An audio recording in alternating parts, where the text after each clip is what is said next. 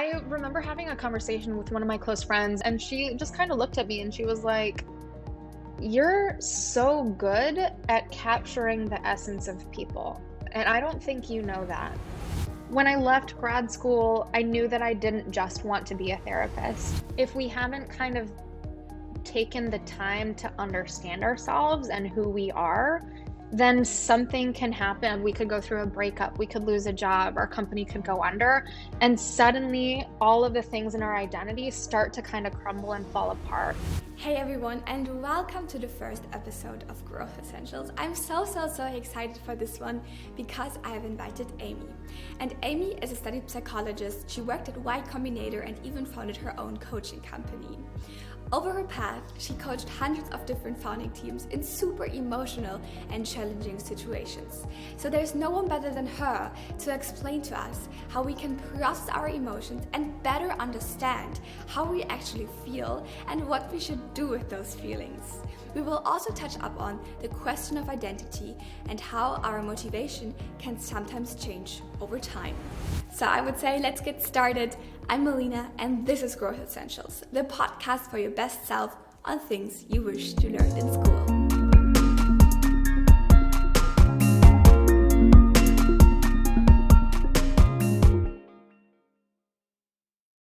Amy, super nice to see you here today with me.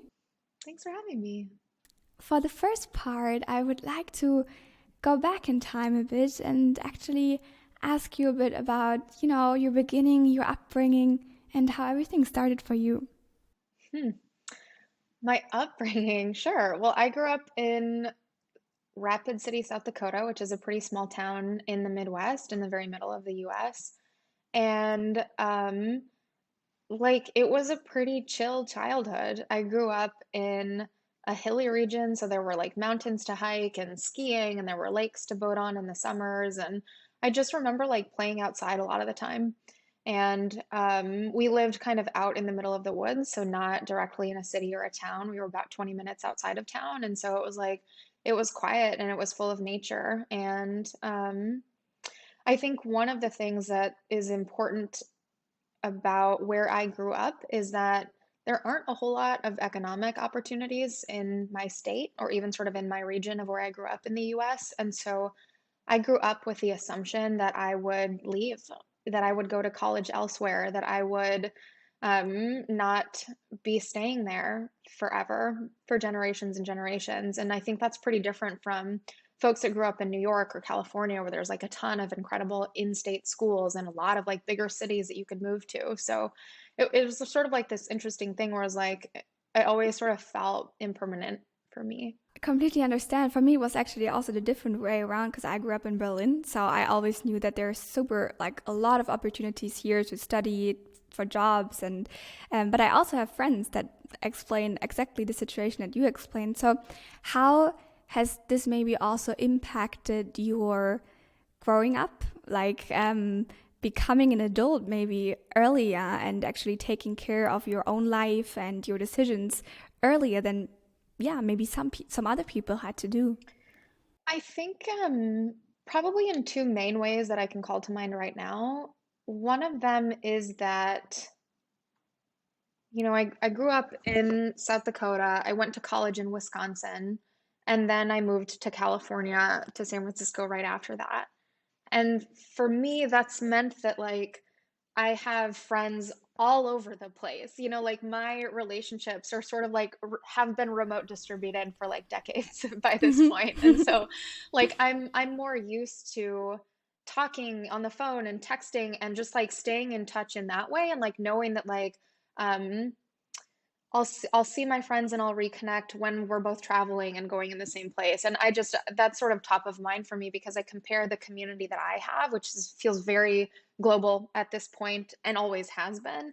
I compare that against some of my friends that did grow up in San Francisco or, elsewhere in California, and their communities are there. Like their families are there, their family homes are there, their networks are there, and their connections are kind of like more thick and deep in that place, and mine are just a little bit more kind of floaty and all over the place. And it's just like I just sort of feel like that's been one way that I've been remarking on my upbringing, making making it so that I know that like I can make friendships anywhere I go, and that's sort of like a known. It makes me feel unafraid of moving to a new place or finding a new community somewhere else. And that sort of leads into the second way that I think my upbringing has impacted me, which is that like I think I feel quite resilient in terms of knowing that I can create a really rich, nourishing, interesting, fulfilling life, regardless of whether I do that in San Francisco or I do that here in Washington, D.C.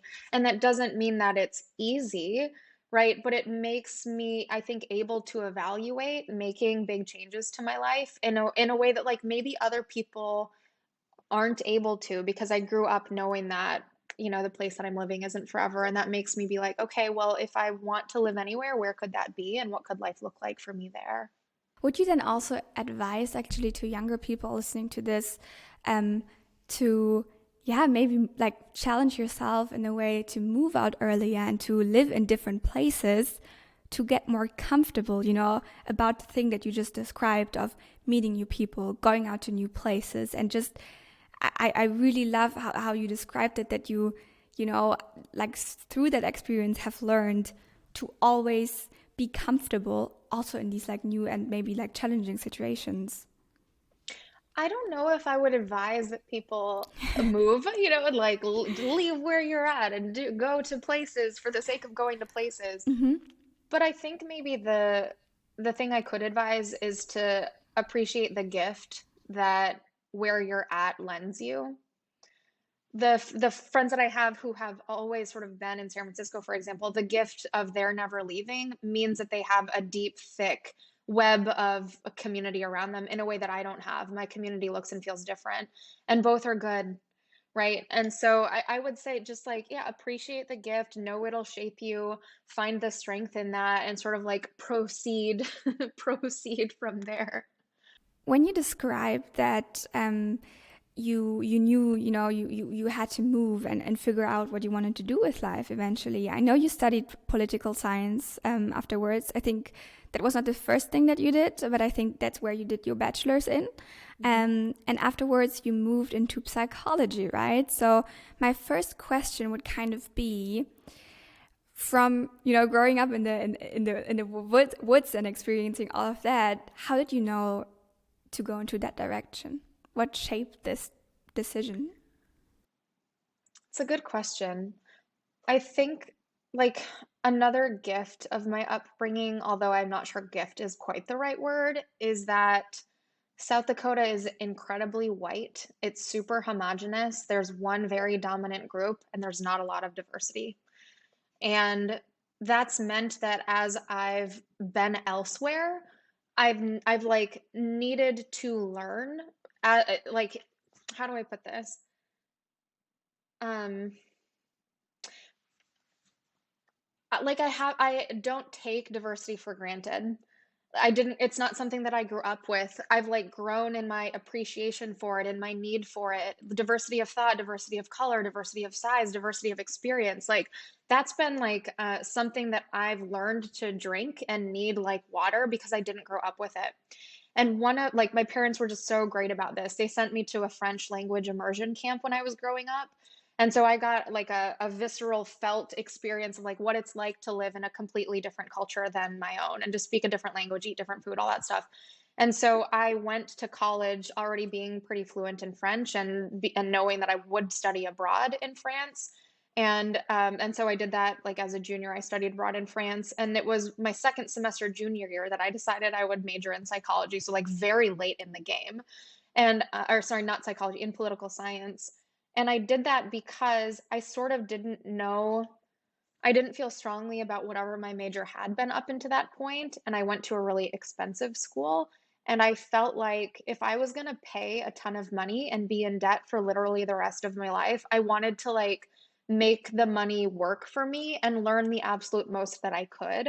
And so I declared my major in political science with a year left in college, which meant that I was taking entry level classes on top of like my senior seminar and writing my thesis as I was like in classes with freshmen, trying to like squeeze 4 years of learning into one.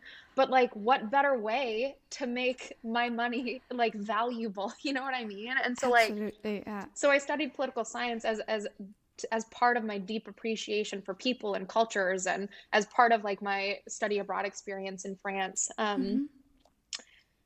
And I was also I had a job on campus, which was head resident assistant. So I was sort of like a peer mentor for the students on campus. And I think that was sort of my first real experience in terms of like being a therapist type person, where it was my job to have deep conversations with people and make sure that my students, like my residents, were like healthy and happy and okay, and that they felt supported on their way through college. Did that experience then also shape the decision to go into psychology afterwards? Yeah, I remember having a conversation with one of my close friends, and like we were just talking about another one of our friends, and I said something that described our other friend, and she just kind of looked at me and she was like, "You're so good at capturing the essence of people, and I don't think you know that." And that was the first time that I was like, "Huh." Like, it made me start paying attention to how already at that age I could read people and just really capture like what was going on for them, and who they were and what they were all about in a way that other people couldn't. And that was for me the open door of like paying attention to myself and what I did sort of naturally without recognizing it. And then I also realized that when I was in sort of deep authentic conversation with people, that's when I felt the most deeply alive. Like I felt a warm feeling inside of my body, and it was after that conversation, that single sentence that my friend said to me, that really got me curious about what a career in therapy could look like and whether I was interested in that. Well, cheers to that friend. Right? That's Like, so thank you, amazing. Megan Brown. Like, without that, like, totally offhanded, like, I don't know if you know that you do this. I don't think I would have been on the path that I am on. Yeah, super, super great. Afterwards, you also continued that path, right? So you worked at YC as the first founder coach, and then eventually also founded your own company. In that time, do you remember, like a situation or also a decision that you had to make that was like the most challenging for you so far? It's so funny to like hear my story repeated back to me. Like, yeah, that's like kind of how things happen, but it's also like not. Mm-hmm. But I Mm-hmm. can answer your question, then I'll share a little bit more context about what I mean. Please. Um, when I finished therapist grad school and I had opened a private practice, so I was like already starting to see clients as a therapist. This was a few years after I moved to San Francisco. Um, the job that I had that supported me through grad school was commercial real estate management. A lot of people don't know that because I was just like doing it for a few years and it was just like the most random job of all time, but I learned a whole lot in it. And when I left grad school, I knew that I didn't just want to be a therapist. There's like a big part of my brain that isn't used in therapy or coaching. There is a huge amount of other skills that I have that I like using and practicing, that isn't really used in therapy and coaching.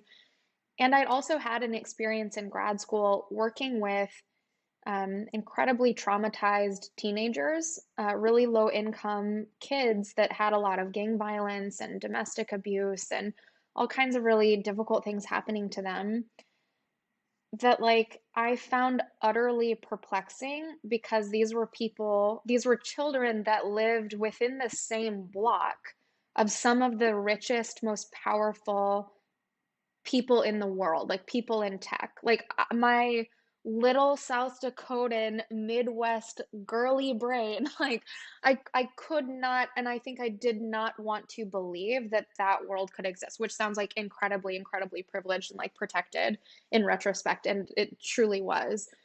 But because I had this part of my brain and skill set that wasn't being used in therapy, because I'd had that like incredibly jarring experience, was like, what are these people, these super privileged people in tech doing? You know what I like? How can they not be focused on the problems within their neighborhoods? Like, what is happening here? Um, I knew when I left grad school and opened a practice that I also wanted to work in tech. And my like entire vision at the time was like, if I can figure out a way to work alongside like those rich, privileged people, and I get them to be curious about and think about themselves and find compassion for themselves, then maybe that compassion will eventually trickle down into the people in their communities that could really use some of the resources that they have. And that was like as much as I sort of knew at the time. So when I was working in, had finished grad school, had opened a therapy practice, was like still I think at that point or in commercial real estate management, I was given the opportunity to manage the Salesforce Tower, the like big, huge, like tallest building in San Francisco, like premier commercial real estate, project, like career making commercial real estate situation. But but I knew that I wanted to work in tech. I knew that I wanted to sort of follow the like extremely hazy vision, like vision. This is a random idea in the back of my mind. Like I knew that there could be something else out there for me. And so I declined that position, which made absolutely no sense on paper, and was like, maybe there's something I can do in tech. I wasn't in tech, by the way. I had like no friends in tech. I had no connections. I didn't even really know what tech was, if I'm being totally honest. And so I declined that role. And then I was like, okay, well, I'm really committing then to this like path that I have an idea for myself laid forward. And I called a friend of mine that was a recruiter that I knew from commercial real estate who, but like in the time that I was in grad school, she like quit her recruiting job and went traveling for 2 years and met a man and like they got married and he was a YC founder and she had started a recruiting firm for startups. And YC was like so small at this point. There was just a partnership and like a facilities guy. It wasn't like an organization. It was still sort of a family office. And so she knew everybody there. And she was like, well, I think YC is like hiring for this role. Let me like get in touch with Jessica and I'll give you a call back. And so that's how that all worked. It was like complete random happenstance and kind of like being in the right place at the right time and literally calling the one single person that I knew that had anything to do with recruiting who happened to be in tech. It's like very circumstantial. Maybe you can describe to me that feeling again, um, when you made the decision to reject the offer, like the good offer you had, right? That looked good on paper. How did it feel for you, that this was not the right thing to do for you at that time? It's a really good question. Practically speaking, I knew that I would be physically safe and I knew I would be able to pay my bills. I was also a Lyft driver. Like I'm very much kind of like hustler, like I'll do anything that it takes in order to make sure I have enough money so I can like live. And so that I was like, okay, well, I'm gonna say goodbye to this opportunity, and that just means that I'll have to drive more. Like I'll just have to make more money on my random side gig and like cool, I'll be safe. And I learned this much later, but one of my core values is a feeling that I call just right. And just right is not perfect. Just right is like a feeling that I have in my body of like of relaxation and softness and like it's like a felt experience of like things clicking in a way that like I'm in my body fully cut. It's almost like my body becomes Legos and it's like when they stack together, that's just right. And that was I did not have that feeling about the commercial real estate gig. What I had was like excitement and enthusiasm and like cool. Like it was like an ego. Like they want me to manage like Mm-hmm. that building. But that's not the feeling of like deeper, oh, you Mm-hmm. know? Yeah. And I had that feeling of deeper knowing about the crazy, insane vision that I had. Like there could be something there. It was a feeling in my body of like openness, spaciousness, like no fear because I was safe. I would figure out how to make money. Um, and that was sort of how I oriented myself. It was like the same feeling that I used to move to San Francisco. I was like, okay, that's when I imagine that city, that's what I feel like. It was the same feeling I had when I was evaluating grad school. It's like, okay, this feels just right. I'm going to follow that. Is this also a feeling you use in personal life? Yeah, absolutely. Like personal Totally. life, I mean, in a sense of like personal relationships with like friends Hmm. or romantic Hmm. relationships or whatever you want to call it. Yeah, absolutely. It's one of my values, which means it's a non-negotiable for me. And that doesn't mean that it's easy for me to find that feeling. And when I get depressed or when I get anxious, it's a lot harder to kind of find that. I kind of have to at times like wait for it. Sometimes I feel like I have to like clear away the fears that I have or the insecurities that I have in order to kind of lock into it. But for me, that's like my North Star. That leads us a bit to the next topic of emotions and like managing those things that come up, those feelings. And I found it very interesting. So you wrote a user manual for founder psychology mainly, which everyone can read. But you talk about this thing that if you can manage or process your emotions correctly, it can actually be a competitive advantage for you. And maybe you can explain a bit about like what you mean with that. And I would also be curious if you think that this can be transferred again to other areas of life, which are not just including like the work environment. Yeah. So when I say that for founders, that managing your emotions is a competitive advantage, what I mean by that is that like emotions are information. They're a data set. They are like emotions are information that we feel physically and that we sense somewhere in our bodies. And the sort of patriarchal society that we have would make us believe that emotions are irrational and that we need to control them or we need to manage them. And like every time I hear that, I'm always like, I cock my head at the verbs that are being used because they're so dominating. Like we need to eliminate them or manage them or control them. And like, we don't do that about thoughts. Like we don't do that. We don't need to do that about emotions. Emotions have a logic and the logic is different than thoughts, right? They're different data streams. And each emotion communicates something different to us about our experience. Like anxiety or feeling fear or worry communicates that there's like a threat somewhere in the field that we can and should be paying attention to and ideally mitigating. Anger communicates to us that like something wrong is being done to us or someone we care about, and we need to do something about that, right? We need to communicate about that, or we need to right that wrong that we're seeing in our field. Shame communicates to us that we have some past baggage that we need to heal or adjust in order to move forward from a stronger place of choice, right? And so the thing is that we all as humans and founders, especially, I'll say that just because they're my population, I don't work with anyone else.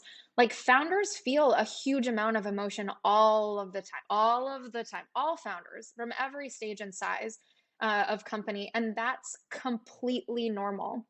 It's completely normal. It's completely fine. It can sometimes be debilitating because there's a lot of fear and there's a lot of like, you know, jealousy at times if like a competitor comes. Anyways, there's like a lot of emotion going on. And when founders don't know what they're feeling or they don't know that they're feeling anything, they're losing out on an entire data stream that they could be using to guide their decision making. Um, and there's always like one example that comes to my mind when I'm thinking about this topic in particular, which was that when COVID like really hit the fan in like March 2020, like super early days, world is like immediately shutting down. I was working, I had like a caseload of like 20 to 30 founders at the time. And I noticed that all of my clients were going through the same series of emotions at the same time as everyone else in like every vertical, every stage, every size. There was like a ton of fear. There was a ton of grief as founders came to terms with what they were like having to give up. There was a ton of like, I mean, it was like mostly fear and grief, but like a lot of fear about letting go of whole teams or letting go of product roadmaps or just like needing to make a huge amount of changes. And every founder, again, went through the same stage, the same sort of series of emotions. And there were founders that went through that span of emotions within a couple of days. And there were some founders that went through the same emotions in like the span of a couple of months. And the founders that could notice what they were feeling and manage their emotions at the same time made clearer decisions, better decisions, faster decisions than the founders who made the same series of decisions over the course of literally 2 months. And like the thing that's so poignant for me about that is like the clients that were like made the did all this stuff in like 2 days versus 2 months, they happened to be in different verticals, but like what if they were in the same market? You know, like if you can notice your emotions, incorporate them into decision makings, then you can move a lot faster, and usually you maintain a stronger connection to your team at the same time. How do we go about processing our emotions? So, how can we better understand, okay, we're feeling like this right now? Maybe we can give that emotion a name, for example.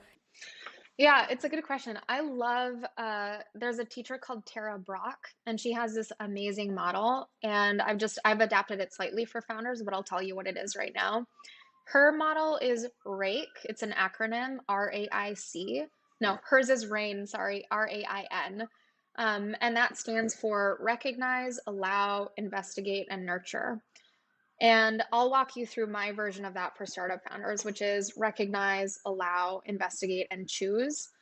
And what that means is that at some point over the course of the day, or you choose a moment, and then you kind of just check in with yourself. And the R, recognize, means that like maybe you close your eyes and put a hand on your body, but you just notice what you're feeling in your body.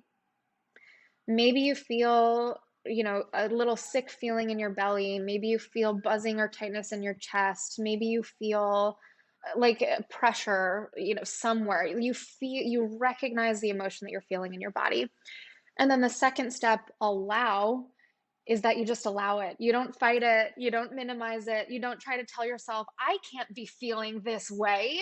You just like spend a minute or two being like, okay, I'm feeling anger in my heart. I feel like my heart feels so hot. I feel heat in my belly. I'm just gonna allow this to happen. And then you sort of let the emotion be, you let it exist, and then you step into the next step, which is investigate. And here's where you bring in some gentle curiosity. So while you've recognized an emotion, you've allowed its existence in your body, then you kind of ask yourself, why might I be feeling this way? Like, what's going on with me? Right? And you just sort of bring some curiosity in. And this step is important because this is a step that will allow you to sort of understand and interpret the logic of the emotion, like why it actually exists. And then from there, the next word is choose. You choose what to do with the information that you've learned. And it's not important here that you do anything at all. What's important is that you choose to take action or not.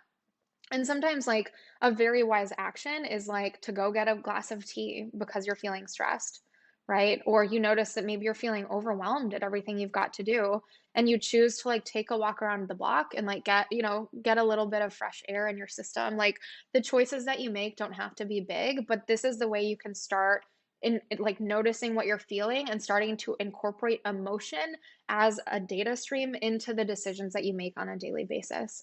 So, when you speak about, that you're like taking a minute of your day or two to like feel what you feel right now, um, do you usually like is it good to kind of have the same time or like a similar time of the day to kind of also build that habit of doing that on a regular basis? That can be a great way to start, like setting an alarm or a timer on your phone and having it be like check in with yourself, and that's when you sort of practice the tool. You could also do it in the morning over a glass of coffee. You could do it in the evening as part of like a journaling exercise at the end of the day. You could do it in like the 2 minutes before a call connects. I think one of the difficulties is that it is a new habit, and it's like the momentum of your day will make it harder for you to like insert this new thing, right? And so first, and so like just like anything else, so you just do have to kind of try it, you know, Yeah. in order to get the benefit of it. And Also, one thing I'm curious about is because you already described that, that people sometimes struggle to feel emotions because they feel Yeah. guilty of the way they feel. And I also know that, right? In situations where you sometimes feel like, okay, why am I obsessed, or why am I crying right now? What is Hmm. happening? Because someone out there has it far worse than me. Why am I complaining about this? Like, and then I feel guilty, and I Hmm. maybe even go into like the direction of Hmm. not being as nice to my inner self and not treating myself with compassion. So Hmm. how can we in those times, how can we practice that acceptance more and also stay self-compassionate in those Hmm. situations? Love this question. I have a question for you actually. In those moments that you're like, blah, why am I being the way that I am? Like, I've got it all. Do you ever just kind of like give yourself a pause and ask the question why with like curiosity or compassion? Yeah, I love that thought because I think usually what happens is that you ask the question without really wanting an answer, if that makes Yeah. sense, right? Because Yeah. you rather go, um, I'm missing the word right now, but you're like almost going in with like something that tells you in your head, like, Hmm. no, this is not okay. Like Hmm. without giving you the like mental space, so to say, to Yeah. actually like investigate maybe, yeah. Yeah, 100%. Um, like just because of the particular way that you sort of asked that question, like and it's like also the middle of my workday, I'm very much like in active like coaching mode. Like I might encourage you to keep the question that you're asking, but change the emotional tone. Instead of like being mean and critical and self-punishy, like, why are you feeling what you're feeling? Change the emotional tone to like open, spacious, curious, right? Because it's a fair question. Like, yeah, why are you feeling whatever it is that you're feeling? And then give yourself time to come up with an answer. Right? And like the thing that I just like like side note love about like this part in our conversation is like personal growth and change work can be really subtle. Like we're not stripping out every part of your psychology and every part of like that psychological process you have. That's way too much change. But there's like maybe one way that we can tweak what you're already doing to give yourself a different experience about yourself, and hopefully that like opens up doors for you that right now feel closed. And the other thing that I could say too about that situation you teed up, which is like you're feeling like um you're feeling some way, whatever it is, and then you kind of like also then feel guilty about how you're feeling, right? Is like you starting from one place and then immediately drawing yourself out of that original place. And now we have like two problems that we need to solve, right? Like we need to like unblock you from the guilt or like heal your guilt. Like right and then we can kind of get to the core of things. And like I often am like talking to my founder clients, I'm like, why make this harder than it needs to be? You know what I mean? Like, if you could just sort of like notice the guilt and be like, oh, I'm noticing that that's serving the function of taking me away from whatever this feeling is. I'm curious about this. Like, why might I not want to be feeling what actually I'm feeling? Is there something bad about that original emotion? Do I have any belief systems that like make it so that I don't think I should be feeling this way? Like there's so much information that one could get about how we're sort of set up and programmed just by noticing what the F we're doing in our own minds. And I just feel like I'm talking forever about this, but I like guilt is like one of the emotions that I am most deeply fascinated by because the function that guilt serves, the information that it carries to us is that um like guilt keeps us very strongly bonded to like our family or our tribe or to like social norms. Like guilt guilt I always think of like rubber bands when I hear my clients talking about guilt. And let me pull in actually an example that's like most common. I talk with a lot of founders who are freaking exhausted. Like they've been working hard for years. They've been stressed to the max for years. They've like sacrificed personal life, time with family, any self-care for years. And when we start to imagine them taking a break, even if it's just like a 10-minute break in the middle of a work day, they're like, oh, that would be so good. And then immediately they feel guilt at that idea. And it's because guilt keeps them the way that they are because they usually believe the guilt is telling them you have to succeed, you have to be a hard worker. And to be a hard worker means that I have to go from like 6 in the morning to midnight without any stops and breaks because that's what success is and that's what hard work is. And so imagining doing anything else, guilt will sort of snap you back into the old way of doing things to keep you from trying something different, even if it's better for you. You True. know, and so Yeah. like guilt serves a really powerful function. It keeps us doing the same things. It keeps us being the same people because changing is hard and it'll change our idea of ourselves. It'll like usually change our relationships with people. Like, what would my co-founder think if I like take a break in the middle of the day? Like, they would think I'm not a hard worker, you know? So there's like guilt serves a really important function. And the opportunity of guilt is being able to redefine who we can be outside of how society or families or even work cultures have conditioned us to be.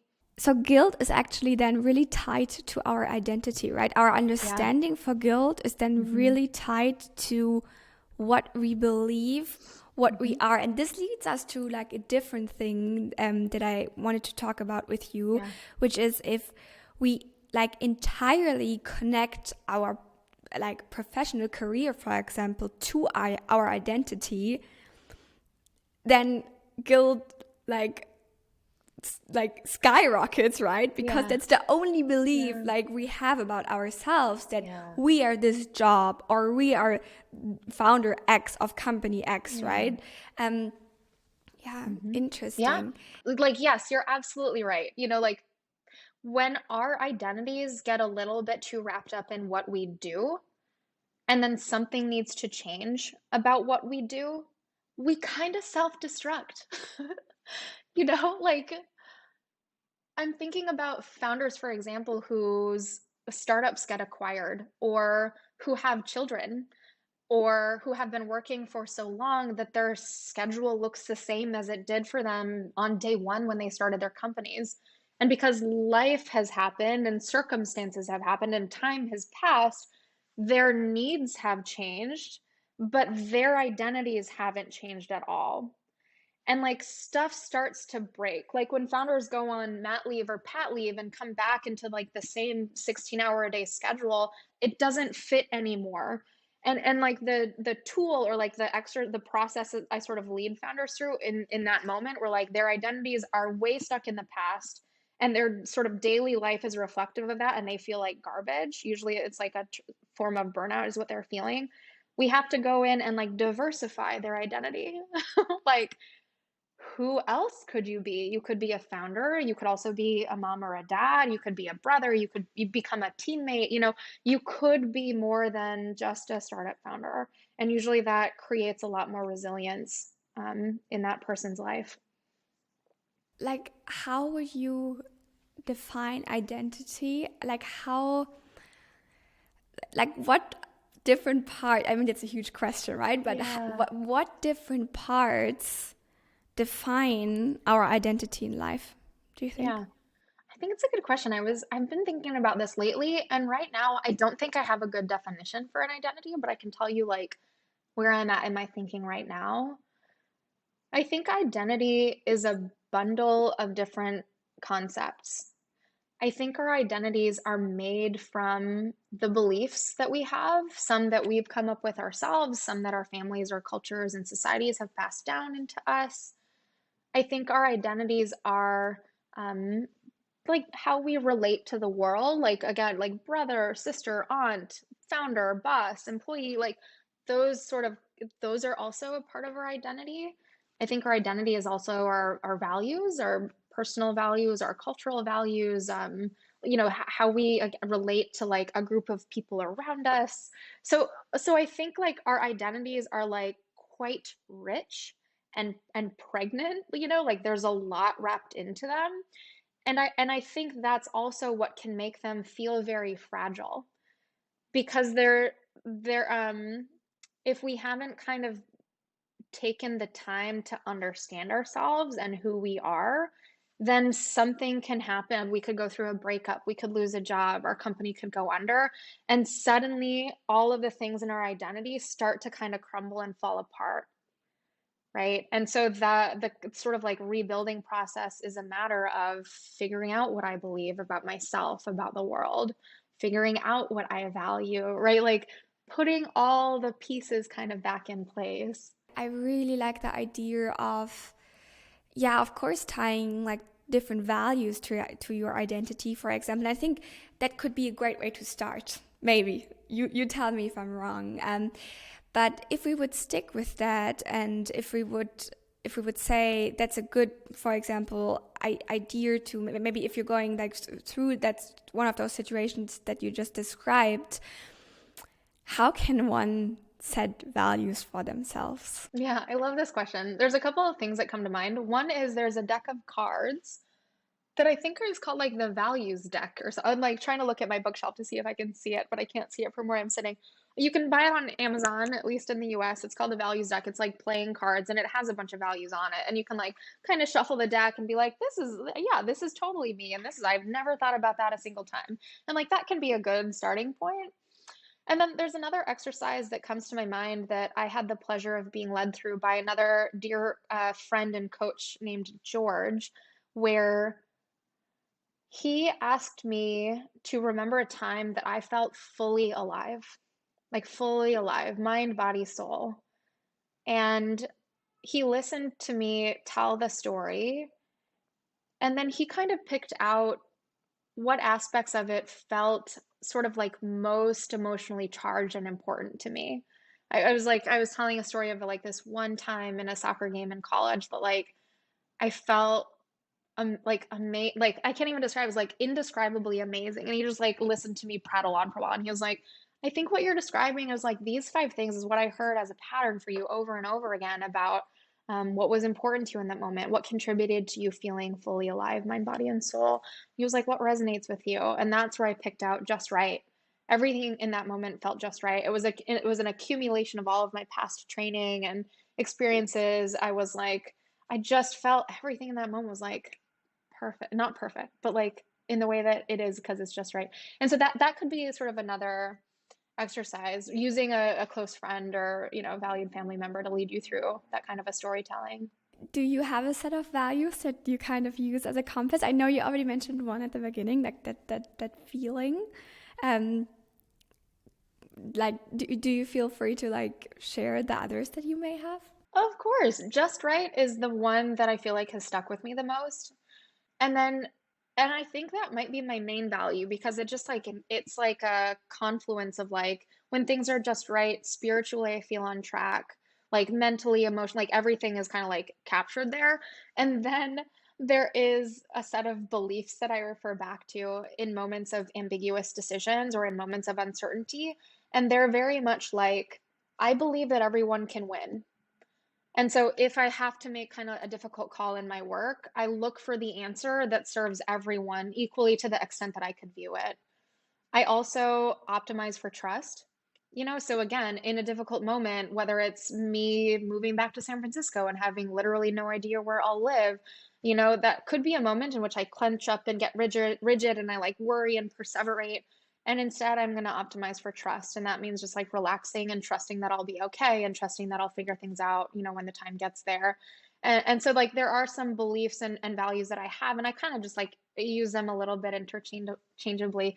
But for me, a lot of them are like trying to do my best to serve others and myself equally and trying to live a life that I can feel proud of when I tell my grandkids when I'm 80. That's so Like it sweet. has to be Yeah. personally defensible to me, Mm-hmm. and that's Yeah. important. Yeah. Thank you for sharing. Yeah. um, there's one other feeling I would like to touch up on a bit, and that's the feeling of resentment. Hmm. And I really love the way you described it, right? You said something like it's the perceived imbalance of trait, like in a relationship also, like can be again like a founder relationship, and I think can also be applicable to other types of relationships. So I wonder, because I think a lot of people like experience this over and over again in different areas and situations in life. So how can we actually cure, or again like manage maybe that feeling, so it is not building up over time and then exploding at one moment basically? I love these like cheery topics that we're getting through today. I think maybe I'll start a little bit just by talking about where most of my experience of resentment comes from professionally. And that is in the situation in which usually early stage startup founders, although it can be a little bit later stage too, like one of them really starts to resent the other one because they feel like they're putting in all of the hours and they're working the most and they are super active in a way that their fellow co-founder is not. And they often also, for whatever reason, were distributed less equity at the start. And so they feel as if their contribution is far greater than what would be fair and is far greater than what they are owed. And they start to build resentment. But in my however many hundreds of founding teams I've spoken with about this, they haven't they had never asked for more equity. They'd never had the conversation with their co-founder about what an equal contribution would be in terms of output or working hours. They'd never kind of like taken the step to do what they could in order to even out the balance, you know? And the resentment came in because it was almost like that feeling preempted, like they felt like they were owed more and they felt like they were doing more, but they hadn't yet tried to have things be more equitable, right? It was always like the more than and the less than situation, like the balance was always off kilter. How I understand it from your side, it's kind of this feeling evolves when we skip hard conversations, right? Yeah. So because we Yeah. feel like we feel like, okay, I give more, you give less. Hmm. And again, I think this is in so many situations Yeah. can be felt like that, right? But I'm not having the courage, even, I don't know if courage is the right word, It to is. go up to you and say, Yeah. Amy, listen, like we need to talk about topic XYZ because this is actually like, Yeah. I'm feeling about this in a certain way. Totally. Yes, I think you're 100% right to talk about courage, and I'll tell you where that comes in. Let me organize it in my mind. It's hard to have the conversation sort of that I'm sketching out here, in which you kind of sit down with your partner, whether it's a business partner or romantic partner, it's all the same, right? It's really difficult to sit down and say, I need something to change. Right? It's hard to do that because there is always the felt like there's a fear that if if like how do I put this? I know that you're so resonating with this. If something changes, that means that that person could actually leave me. I could completely break the relationship by making it more okay for me. And like, I can say that from a 50,000 foot view that, like, great, then that relationship should go out the window. If like the thing that's going to break it is you making it work for you, then it probably shouldn't exist in your life. But like when you're in the moment, of course, that's the absolute last thing that you want. Right. And so that's always sort of a balance, is like how much are you willing to suffer and feel resentment, knowing that it will not change organically? How much are you willing to tolerate that feeling versus how much are you, and the fear of like, knowing that the relationship might fail, versus being able to balance out with the courage of some point of like having the hard conversation, not knowing what the outcome could be. And that's actually like an important reframe. It's not that having the conversation will make the relationship fail. We don't know that. It's one possibility of many, right? But could you be courageous enough to face that potentiality, hoping that something else could get worked out? If we feel like, okay, I'm ready to talk about this right now, like I need to talk about this because it's not going out of my head, Yeah. how can we how can we go, like how can we get more courage, so to say, to go in Mm, these, like, yeah, of course, like challenging and also like filled with mm, a bit of fear, maybe, sure, situations. Is there yeah. something that you can think of? Yeah, there's a couple ways I can think about answering that. One of them is just to say that like it's very subjective. You know, when is the right moment to have a difficult conversation? When is the right moment to be vulnerable about a challenging, gritty feeling you're having? There isn't a right answer, but that also means that there isn't a wrong answer. And so it's sort of like up to you to kind of decide how much shit you want to eat before you like hand the little spoon back over the line. That is perhaps the least glamorous metaphor that I've ever chosen to use. You know, but like you can kind of decide how much you're willing to sit with the feelings without talking about them with someone else. Right? Again, not a right answer, but that means there's not a wrong answer. And then I think about what is my vision for myself? And what is my vision for the life that I want to lead? And what is my vision for the relationships that I want to have with the people who are closest to me and the most important people to me? And I think us entrepreneurs do a lot of visioning for our companies and do a lot of visioning for our product roadmap and like where we're going to be professionally in 5 years.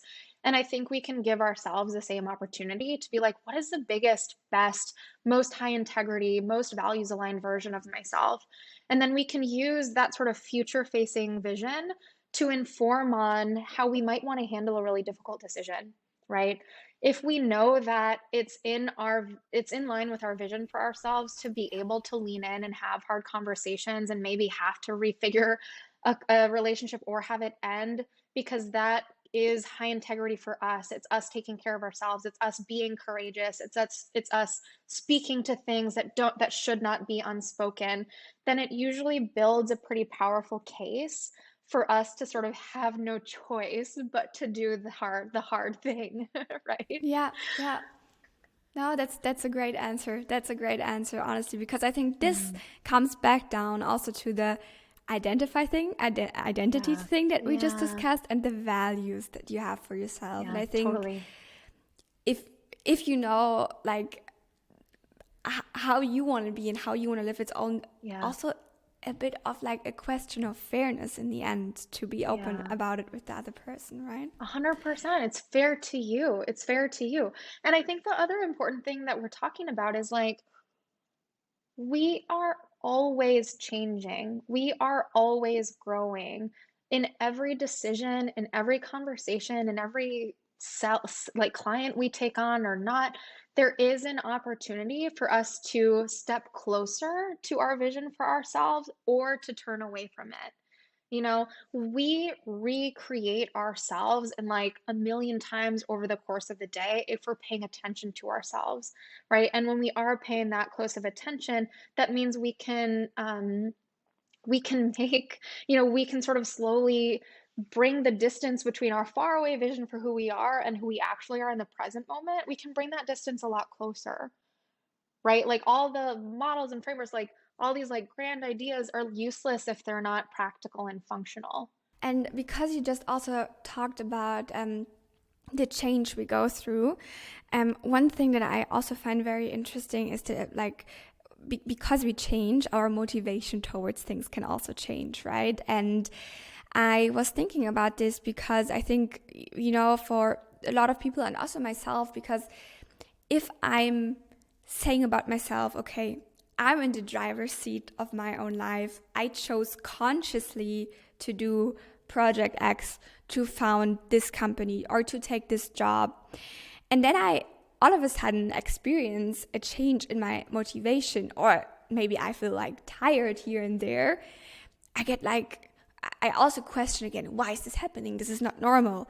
So I would like to ask you, is it normal? And how should we go about these situations? I love this question. It's so normal. Like, it's the least reasonable thing I can think of to like expect that the reason that we started a company will always be the same and never change like 5 or 10 years down the road. Like life is happening outside of like this one part of our worlds, right? And so, like, this is sort of another moment where if you can be patient with yourself, if you can allow yourself to experience a change, right? If you can sort of just give yourself the benefit of like being a human being and being a complicated person, it usually is okay. Again, like when a motivation is changing, you'll make it harder by piling on a secondary, this can't happen. I'm terrified of this, but what if? But what if? This can become a fucking thing that needs to be managed in order for this to actually take place. Like this stuff always makes my job like a million times harder, which is always why I'm like, just be the thing that you're feeling. Like keep it simple. But it can be really terrifying. Motivation, like changes to motivation, are incredibly disorienting. They are really scary. They can be they can be totally confusing because motivation is the emotional energy that drives us to take action in the world. And we are so used to identifying as the actions we take in the world, as the company that we build, as the books that we read, that if we suddenly are kind of blocked from like doing anything, we're like lost little lambs, you know? And I think it takes like a fair amount of trust in yourself and trust in your own sort of like season of life to imagine that if this thing is still so important to me, I will come back to it. I will come back to it a week from now, when I'm like back online. It's like never actually takes that long to like find a new motivation. People get afraid that it does, but it doesn't.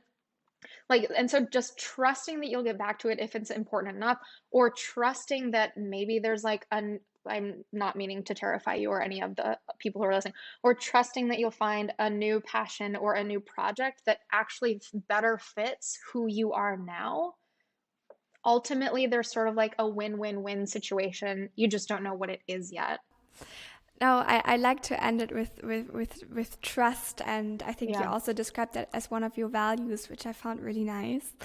Um, Amy, before we end off, I would like to do a little quick fire with you, if you're fine. Yeah. Perfect. Then my first question would be, if you could tell your past self one thing, what would it be? Keep going. It gets better. What is the most unexpected or life-changing advice that you ever received? I feel like I've been on the receiving end of so much.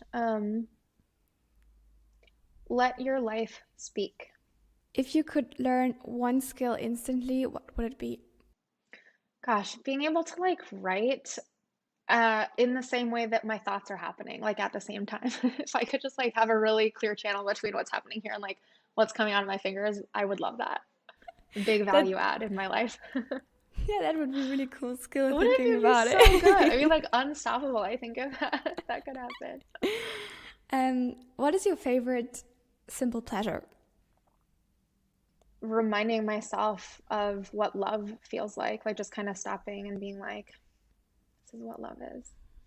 Last but not least is what's your favorite or what's one of the best books you've read or movies, documentaries you've seen so far?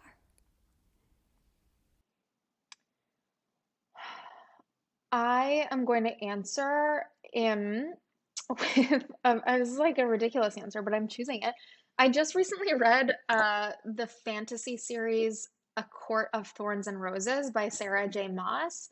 And I'm not like this is not the most life-changing book that I've ever read, but like I also feel like people kind of forget that you don't have to be like learning when you're reading. Like you can just read for pleasure and joy, and that for me was like a really big value add to my reading list lately is like to get out of the self-help books and the entrepreneurial books. Like I found so much pleasure in that series that I was like in a serious depressive episode for a week because I like missed the characters so much and I missed the world. And so I'm going to say A Court of Thorns and Roses by Sarah J. Maas for the joy of it and the pleasure of it. Yeah, I love that. That's also super nice, like last thought that, pleasure or that like pleasure and like simple pleasure, I think, is super important. Totally. And just to do something out of pure joy and not, like connecting it to a concrete goal or something. Nothing. Totally. 100%. Couldn't agree more. Perfect, Amy. Then I would call it an end for today. Thank you so much for being here with me. I really enjoyed our conversation, and I'm super grateful that you came on here. Yeah, I really appreciate it so much. Thanks for hosting. Thank you so much for watching this episode. I truly hope that you have enjoyed it. If you did, I linked another one right here for you to check out. I hope you'll love this one as well. And I'll see you very soon in the new and next episode.